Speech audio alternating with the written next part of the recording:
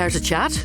Hello and welcome again to the Northern Ireland Social Care Council's popular podcast, Care to Chat.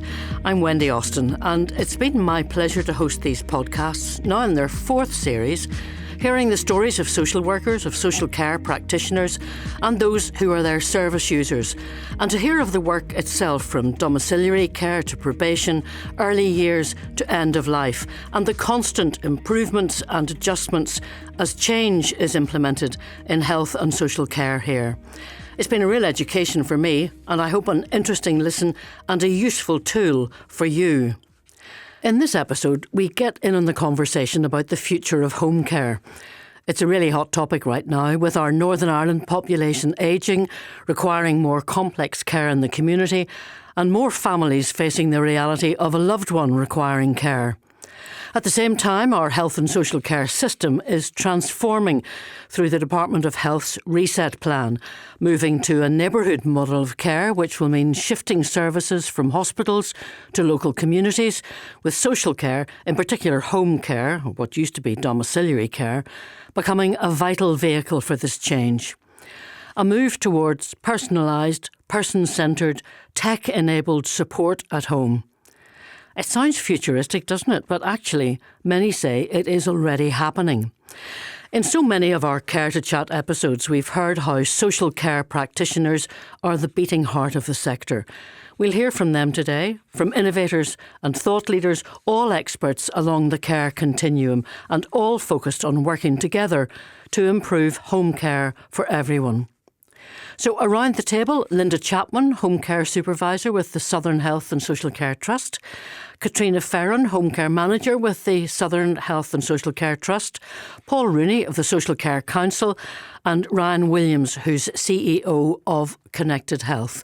Thanks all of you for being with me today. And first, I'd like to hear maybe from our social care practitioners about your motivation for working in social care, about your journey in home care and your career progression as well. Katrina, maybe you would kick us off on that, would you? Yes, of course. So I think thinking right back maybe to primary school, secondary school stage, I always had a real love for working with people and helping people, and got good satisfaction in myself from that as well, and learning too. So in secondary school, I can remember there was an extra sort of curricular activity that you could take part in called community care, where you stepped out at your lunchtime, you give up your lunchtime to go and sit with an elderly person within your local community. And in doing that, it gave me a real sort of insight into how giving up a wee bit of your time could really help somebody else. And that was a lovely experience then to have during sort of school time when you're in your teen years, so you're still learning a lot about life yourself at that time. But it was lovely to hear stories and talk through things and see different viewpoints from the lovely people that I went to visit. So I completed health and social care as part of my A levels as an AS level. And then coming out of school, went on to university to do a sociology degree. So part of that was inclusive of social policy. And being very honest, at that time, that was the part of my degree that I didn't love the most, if I'm very honest. And I think reflecting back upon that, it was because I didn't have the life experience at that time to have a full sort of comprehensive understanding of how important that was. It was, a lot of text, a lot of reading, a lot of work to understand what you were reading. And the older I've got then, the more I can understand that through real life experience. So after university, I actually ended up in retail for quite a while, but worked up quickly through the management side of things. So again, still working with people and providing for my local community, maybe in a different sort of way than the health and social care setting for sure. But took a bit of a pivot then once my own kids grew up a wee bit and decided to have a complete career change. So went into social care in the independent sector in 2017. And became a community manager then. So I learned very quickly out on the ground in the community with my team at that time, and completed my level 3 then to advance my learning, because I knew that I wanted to progress, and it was something that I really valued and was good at and really enjoyed, and was getting real sort of job satisfaction from it, and I knew that it was really helping so many other people too. So in 2020 I got the opportunity then to come into the Southern Trust to work. and I completed my level 5 diploma in leadership and management in adults care. So getting those qualifications while working alongside at the same time was really beneficial, because you were learning the theory side of things and you could put that into practice through your daily work and your experiences. So as a home care supervisor within the trust, then I got the opportunity to complete a secondment as the home care manager, and was the registered manager for Newry and Mourne locality for a while there. And again, then you get to see a different side of things again, from the ground up. So a lot of people sort of are unsure as to what the other professionals around them are doing, and that little sort of peek behind the curtain, so to speak, is really lovely then to see the importance of so many other things. So I think myself as a person, I really enjoy the interaction with people. I love learning and creating opportunities and helping others progress and things as well.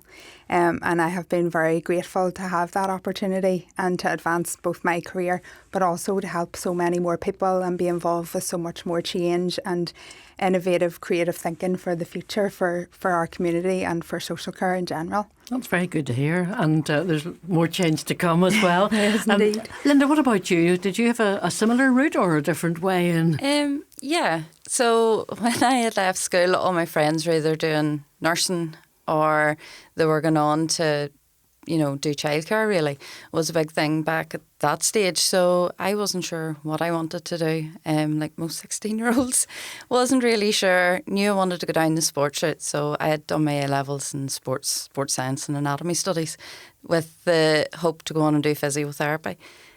Didn't like it, so come back out and thought, you know what, I still want to work with people. And I got a job then working as a care worker with an independent company local to us. Really enjoyed it, but at that stage the trust was where all the job progression was. So decided, you know what, we'll try for that. Got very fortunate, got in, and got very fortunate with the fact I got to work local. So it was really handy. I knew 90% of the service users. They had known us, and it was just lovely, because you're going in and been able to keep those folk at home. Whereas ordinarily you would have seen people start to filter out of the community, and it would have been, oh, there's such and such, where did she go? Oh, she's in one of the care homes.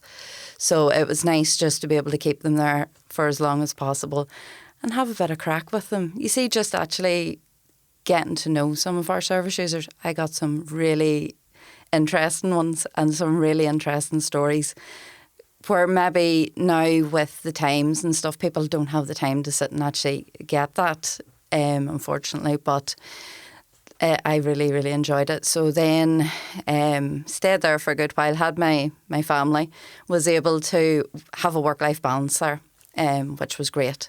And then COVID changed things. So when COVID came in, care in the community went in its head. It just, nobody really seemed to know. Families wanted to stay away, so the service users became more reliant on the care workers going in. And it put a lot more pressure on the service, because nobody had ever seen this before. Nobody knew what was happening. So we kept working, and then there was a secondment had come up to get in to the office to do the supervisor role. So I had went for that, and I've been there ever since. The permanent post had come up and was offered to do my level 5, the same as Katrina, and I done it. It was great being able to work and study. Trying to get your head back into studying after being out of it for quite a while, it takes a wee bit, but you were able just to apply what was in the classroom to the office and vice versa. Thoroughly enjoy it. It is hectic, but it's a sort of chaos that you thrive on, nearly. But it's fun. So we'll see where we go after that. There's a wry smile on Ryan's face, particularly when you said it's chaos, but the kind of thing that you thrive on. I mean, it's tricky business, isn't it, Ryan? And yours is a business. Indeed. Katrina and Linda both in working through a trust, but I suppose there's so many different things that the two of them have just talked about. You're talking about other professions and what other people are doing and career progression and so on. There's so much going on, isn't there? And so much going on in the bigger picture at the moment as well. Yeah. Well, I mean, my funny analogy for home care is it's like a freight train that's on fire and everybody's holding cans of petrol inside the train. It's that kind of chaos on a daily basis that you're trying to manage, and it's very challenging. Look, we do 44,000 hours of care per week. That equates to about 6 million physical care visits per year. And we do it north and south, but the bulk of our business is here in the north. So even the logistics around something like that's really, really challenging. Some significant funding pressures and things make that even more difficult to deliver. But I think that the thing that gives me the kind of hope for the future is just how talented that workforce is. We see this in Connected Health as an entry-level profession into the wider health and social care system. 94% of our area managers came up through the business. Our managing director was a part-time carer 14 years ago, now managing 1,500 people here in NI. Our MD in the Republic of Ireland home care business was a former PA in our business and worked her way up through the business. So the opportunities for progression, just like Katrina and Linda have talked about, are definitely there. Our own Connected Academy has 17 different types of accredited training programs, including the level 5 and some now doing level 7, etc. as well. So great opportunities, but a really difficult funding environment makes it difficult to keep this momentum going for sure.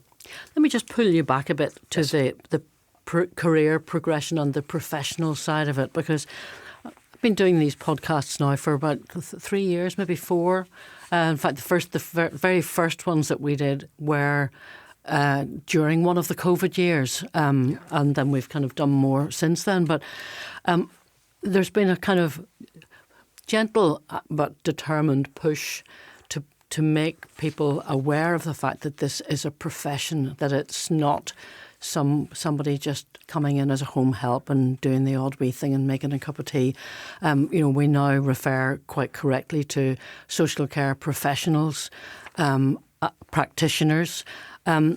Do you notice a change in your workforce? Linda and Katrina are both nodding furiously here. Do they now regard themselves as professionals and as in the same kind of way as other areas of the health and social care in which they work? Yeah, I think so. I mean, there still probably needs to be a lot more kind of formality around this, because everybody's doing different things. 80% of home care is delivered by the independent sector, so not everybody does the same things essentially. But there's been a huge acceleration in the kind of training and development opportunities for carers, for the professional care, if you like. So we've staff now, they're doing everything from stomach bag care to tracheotomy care. We've staff who understand where technology can be applied, from virtual care right through to devices like Paxana that monitor vitals and number of steps and amount of sleep and things like that. So we've seen a rapid progression there. But if I look back 12, 13 years ago, we were the first independent company to have an accredited induction programme for carers. So a big part of our focus on the 60 to 70 hires that we make every month in terms of the industry here and with our own business, a lot of that's just been driven by the need to accredit that training and make sure carers feel valued within the wider system. The currency of the carer is really, really important here. And terms that we would have heard previously, like the poor cousins of the system, is something that we fight back every single day to make sure everybody understands that the currency of that carer is central to every part of the health and social care system. And that's very much underlined, Paul, at the moment by the fact that it is very much central to the way in which the changes are going to happen, but yet, also at the same time ensuring that you keep that relationship-based practice, using the data and information and so on for workforce training and development. I mean, it's quite a big central picture, isn't it? It is, Wendy. I mean, social care is integral to the system working effectively, and I think that's one of the things that people quite undermine sometimes. And it is a system we're working in, and it's important that each part of that system is aligned and working effectively with each other. So when you look at the digital transformation that's going on in terms of how we do the business, the development of workforce, we have an ageing population who need and want to live in their own communities. That is putting huge pressure on the system. We are moving away, from I suppose, care that was very much practical back in the day. And as Ryan outlined, it's much more focused on well-being, on people's mental health, their physical health, and all the skills that are required to support people. So it's a very complex environment. We need to train and develop our staff in ways that we've never done before. But 25 years ago, a home help made someone some breakfast and some tea. As Ryan says, they're doing all sorts of complex tasks to keep people well and keep them in their communities. That said, we need to be clear that social care is one aspect of supporting people in communities. And we have the whole reform agenda around the 10-year social care strategy, and there's a reason it's 10 years. It's going to take us 10 years to evolve and develop and improve. And that's essential.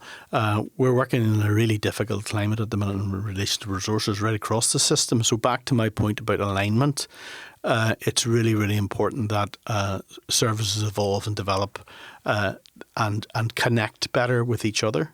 And we have some of the neighbourhood model at the minute where we're starting to support GPs more in relation to the multidisciplinary teams, greater emphasis on earlier intervention so that we're able to resource people at an early stage rather than waiting until things get really complex and costly.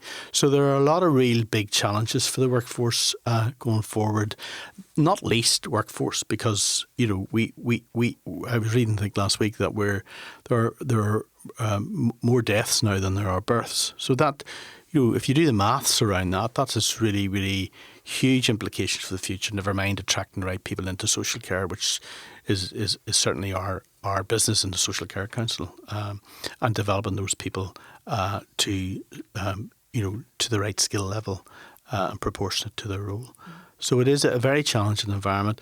That said, I mean, there's very few social care practitioners that you talk to who are not animated about their work and love their work, and their commitment to that work is essential to the success, those building of relationships and supporting people as best we can. Katrina?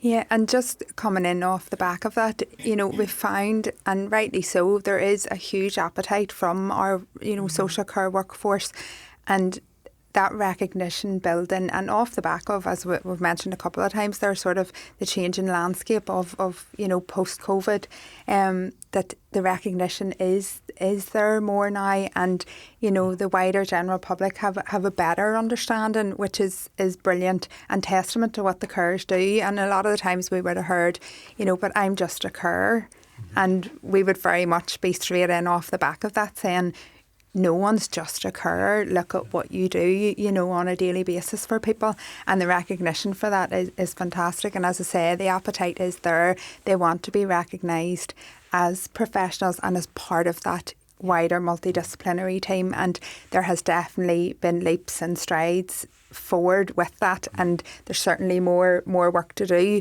in regards to that, but it is really encouraging that we're definitely stepping in the right direction, and that'll bring about more positive change and collective working in the future.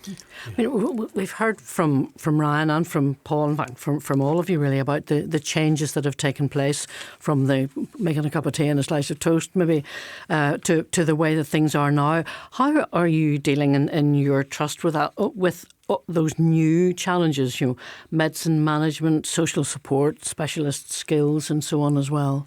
So there's a lot of training involved for the more complex needs, and it's ensuring that those training courses are available and readily available to the staff and teams to be able to complete. And it also then helps with their own continuous professional development and their learning going into the future. So it's very important that we recognise what the needs are and how the landscape is changing, and then we're prepared for that with training or maybe e-learning modules or experience shares or workshops, lots of different avenues then to highlight different things and for the staff to be able to be involved in. And that creates then more, I suppose, leverage within the service to be able to, again, do that wee bit more.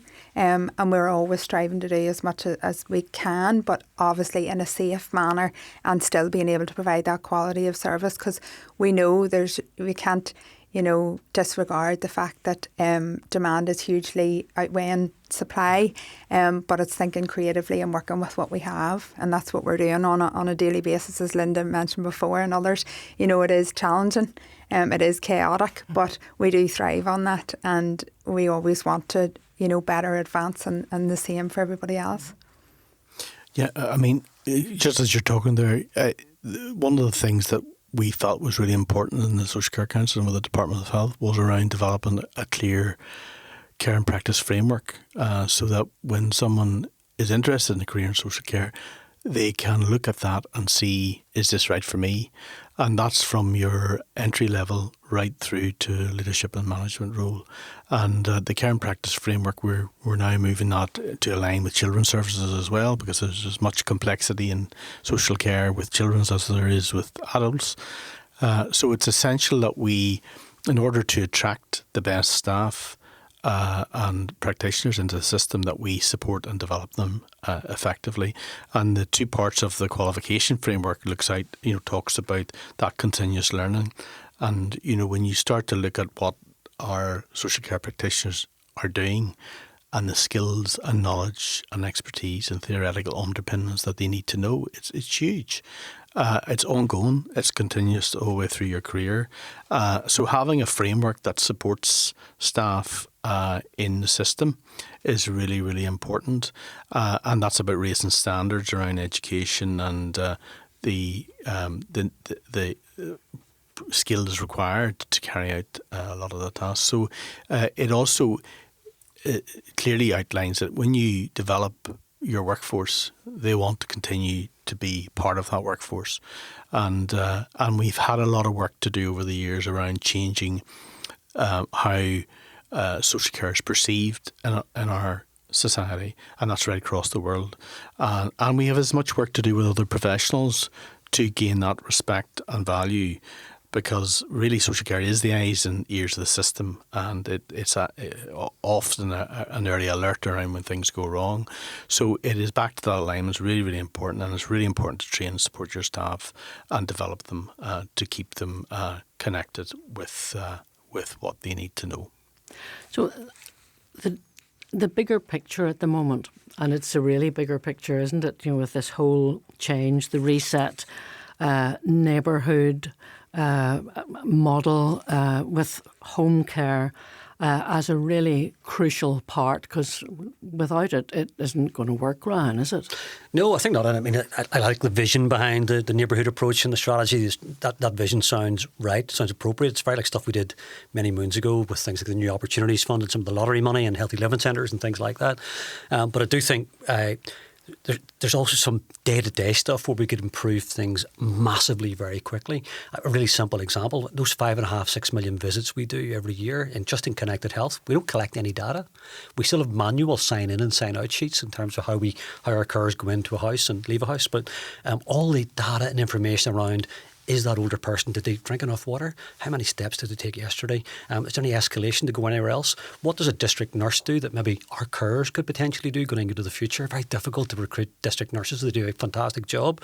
But what else can we get home care to do, which takes pressure off other parts of the system and also then provides further opportunities for those carers to progress and do more things? So I think neighbourhood approach, yes, absolutely. But I think there's also some fundamental things here which are actually quite low-hanging fruit. It's not that difficult if we get behind it and give it some momentum. But I think if you ask any older person, do you want to stay at home? Every one of them do. It's something 98.7% say, this is where I want to be, this is my preferred location, and therefore policy and the direction of travel has to reflect that.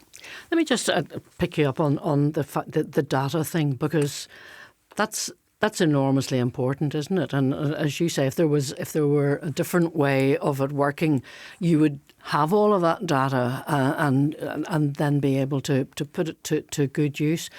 What are we talking about here? What could we do? What sort of digital stuff and what sort of tech can be used to find out all of those different things and potentially keep people in their homes for as long as they want? Yeah. So if we accept that an outcome-based care model is the way we want to get to, rather than time and task and this kind of stopwatch care that we've become pretty good at, if we can move to that outcome-based care model, the type of tech that works really well are things like, we test technology all the time. Our favourite wearable, for example, is a little Paxana bracelet.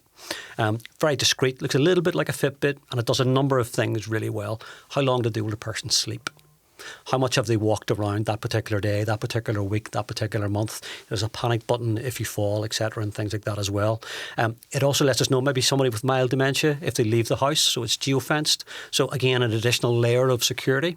But the carer coming in and seeing that information, or seeing that information before they arrive, is a really useful thing to get the interaction, the physical interaction they do have, absolutely right. So just a simple example, if I have a very simple piece of technology that's available right now, it can make all of that easier. If you look at all the platforms in terms of how we logistically manage our carers, the functionality within those is much greater than just clocking in and clocking out. It does loads of other things as well in terms of, how long I had to spend that day. Sometimes it can be a little bit less. Sometimes it's a little bit more. But how do we spend that time? On a day, for example, where one client only needs a 15-minute call, what can we do with the time we save for the client who needs more, and allowing the carers to make that decision? So trusting our really well-trained carers to understand, how do I deploy the time I have across a run, for example, in ways which most benefit that set of clients? That's the sort of flexibility that we need, and that's hopefully the direction to travel. That appeal to you, Katrina? Yeah, it does, and it's very interesting, and I suppose we've recently been digitally modernising within the trust as well, which has been fantastic and in so many ways. And of course, it's worth acknowledging there's apprehension around any sort of change. We're humans, we don't have a great love for it. So it's good to acknowledge from changing times, we do want to modernise, we want to do better, and we want to do the best for our service users, but also our staffing teams. And from our modernisation with the new digital technology and the system that we're now using, there's an abundance of information then that we have, but it adds in additional layers of safety and security for the staffing teams as well as the service users themselves. It brings them up to date. They now have an iPad that they use, and even having that bit of digital equipment. I suppose everybody in the general public maybe doesn't even have an iPad, so you think, I get an iPad with my job role, and the importance of that and being able to use that to do better for the service users and improve the service and the commissioning of the services as well. So as you were highlighting there with the data, being able to look at that and use it for advancement and improvement and progression. And it would be great, if everybody was utilising those things, and we're also working together then, because we're all providing services to our service users out there. And for the service users, Linda, and for their families, the knowledge that you've got something, in my mum's day, she had something around her neck, which she frankly never wore. It sat on the shelf beside the mobile phone, which never came out of the charger. But, something like that device that Ryan was talking about there, that would give families such a sense of added security. It does. We have, with the Caroline Live, we have the Care Circle. So where our staff would ordinarily have written down notes in their files, when they're taking their notes, they actually digitally put them on, and our Care Circle then emails updates to the families so they know what is going on. Although I don't think anything beats seeing face to face. We have some care workers who maybe they're the only people that some service users will see, and they're the first that will go, this wee lady has completely deteriorated over the space of a week, and they will pick up on that so much quicker. But we have to go with the times, so we do need to have the technology there to have it digitally recorded, because sometimes sheets and stuff can go missing, or they're just not there readily available at the time, whereas it's just one click now and it does all come up for us. And what about, Ryan, what happens to all of this information? I'm not sure that the public have really kind of got a grip on the way that this reset thing is going to work. How does it? We haven't either. Well, that's good. I'm very glad to hear it. Because I read a lot about it and so have I, yeah. ended up still scratching my head. Like, how do you get at it? You know, where? Say if you get all this data, where does it go? Does it go to the GP? Do you still have to ring up at 8:30 in the morning and get in a queue? I think you ask some very good questions. Well, I think, look, everybody out there, particularly if you're looking for someone to look after your mum and dad, you want to know how that's going to impact me and my mum or father, my mum or dad, in relation to what this is. And I think we haven't got those workable case studies yet for people to help see what that new journey might look like. I can tell you, my own dad, mum and dad are in the Southern Trust. I suspected very serious stroke a couple of weeks ago, and we started to have to think about, well, hang on a minute, as a guy who runs an independent home care company here, how might we get a package of care in the likes of Southern Trust? Once he got discharged, thankfully didn't need it and is recovering well. But until it becomes real for you, you don't really think about it very much. And I think the other thing I would say about this is, which is interesting in the way technology is moving, there's never going to be a stage where Optimus provides home care. Right? We're not going to be able to do that. But what technology will use and what AI will bring to the table here is the ability to use finite physical care, which is, which we've said here, look, is getting more and more difficult to get as we age more and things like that. And there's less young people coming through. Whenever we first acquired Connected Health 14 years ago, the average age was 57. The average age in our business now is 29. So this turnaround in relation to younger people coming in to grow up through the system and move around from independent into trust and maybe back out again. We've had that as well. This ecology of care is critically important. But people don't fully understand strategies like Neighbourhood or the 10-year social care plan until we make it real for them. And I think that's our challenge. That's what we have to do. It is quite a challenge, Paul, isn't it? I mean, I think people outside the sector find it extremely hard to get their heads around. And actually, as Ryan said, you just don't bother until you actually have to. But for those of you who are working in various aspects of the sector itself, are you hopeful that this will work within a kind of reasonable timescale? I mean, I know you talk about the 10-year one. Is that how long it's going to take? I think in terms of, I know the focus is on home care here, but it's the overall alignment that's important with services. And we know that some families care for their loved ones extremely, effectively and efficiently and want to. And we know other families don't. And I think the difficulty sometimes is having that debate with society around what should our care system look like into the future. We have, it is about managing demand at the minute, and Ryan and two colleagues here today know that so well. So there is the digital piece, the data piece is really important in terms of forecasting and giving us information of what's working well and what's not. One of the things I was just reading about there earlier was that we have a population projected to grow 44.7% over 65s in the next 25 years. Now, that's a huge demand on the system. And we have to come up with creative and innovative ways of doing our business differently and supporting the people who do that differently.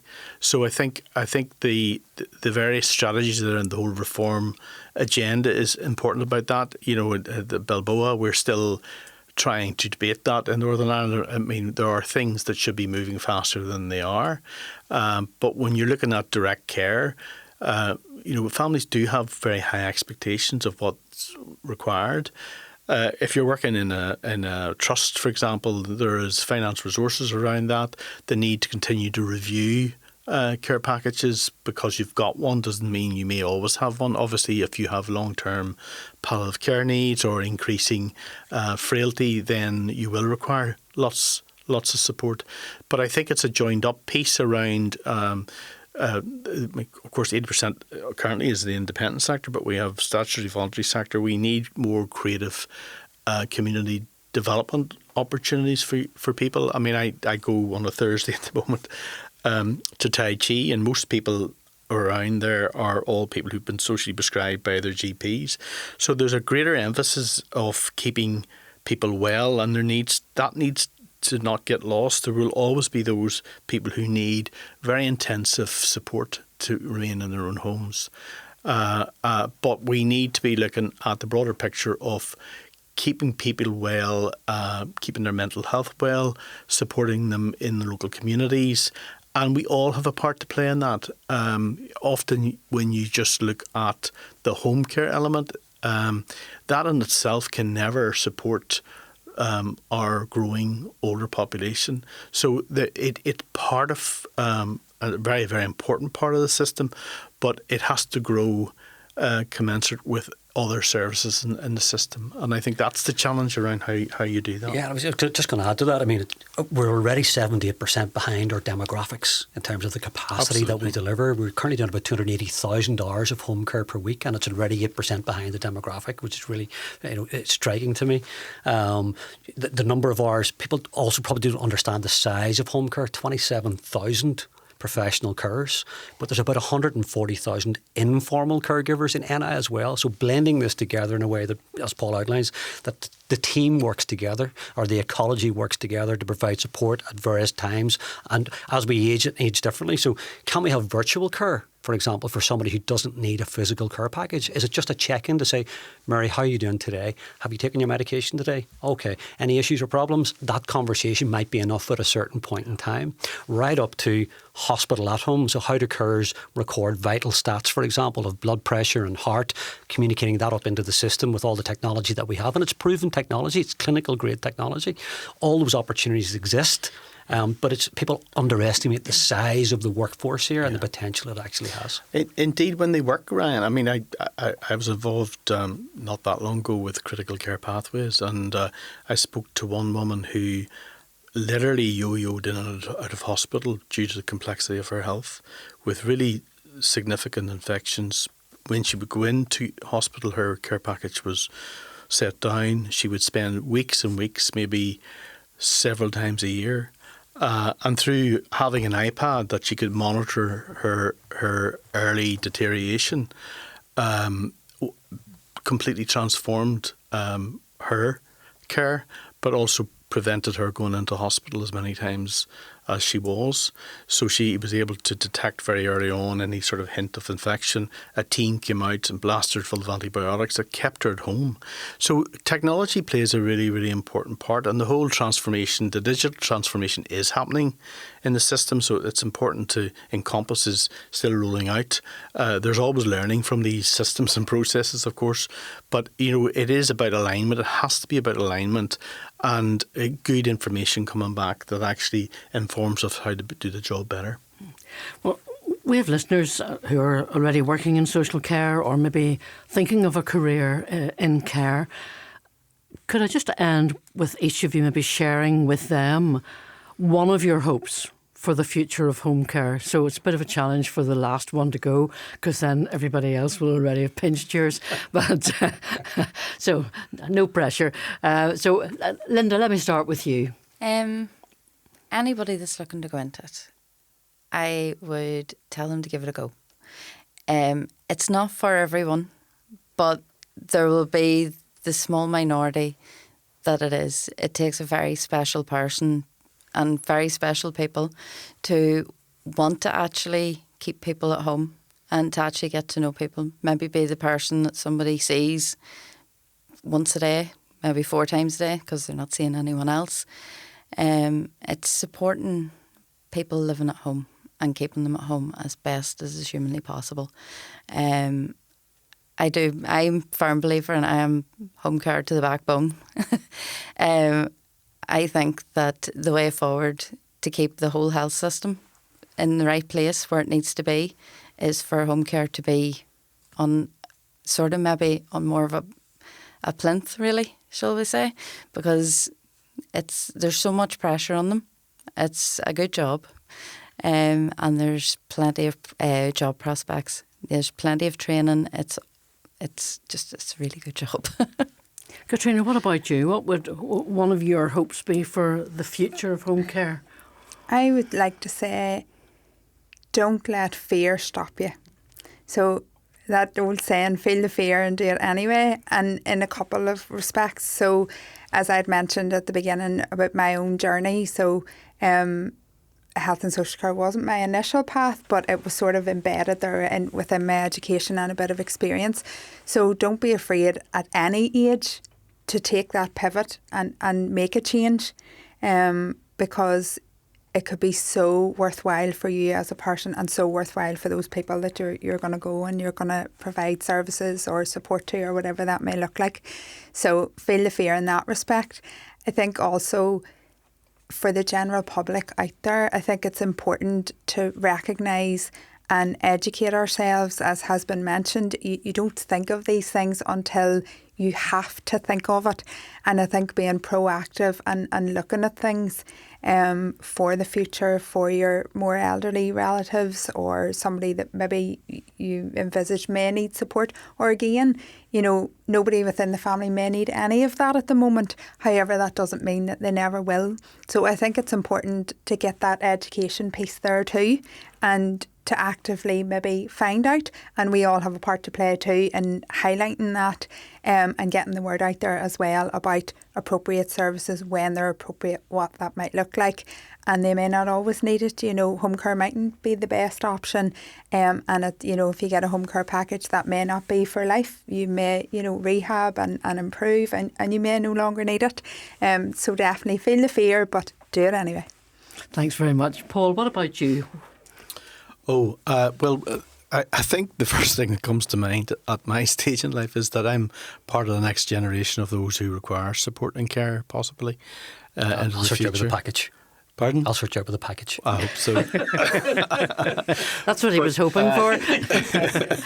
But its values are at the heart of social care.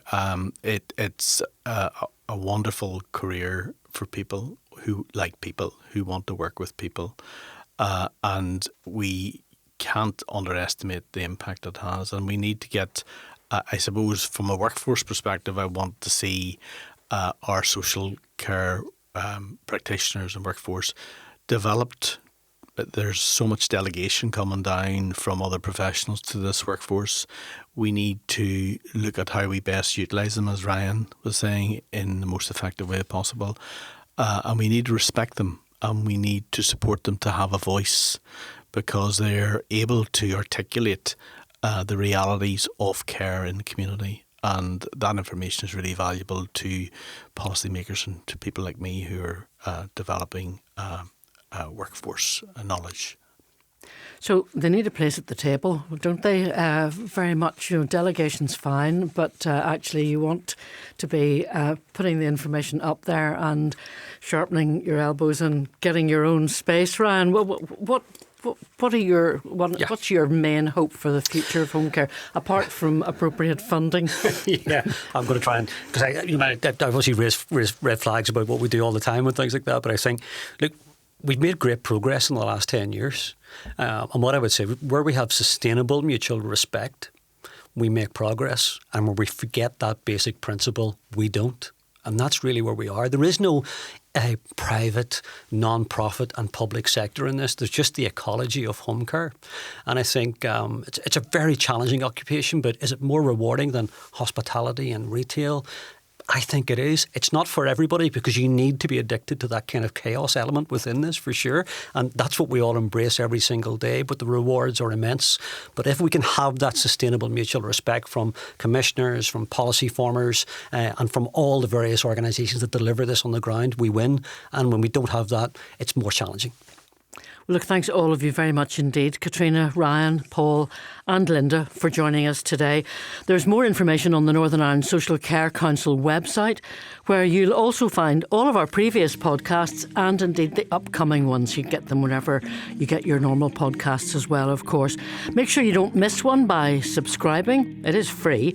And do rate and review us. And of course, tell all your friends and colleagues. Thanks for listening.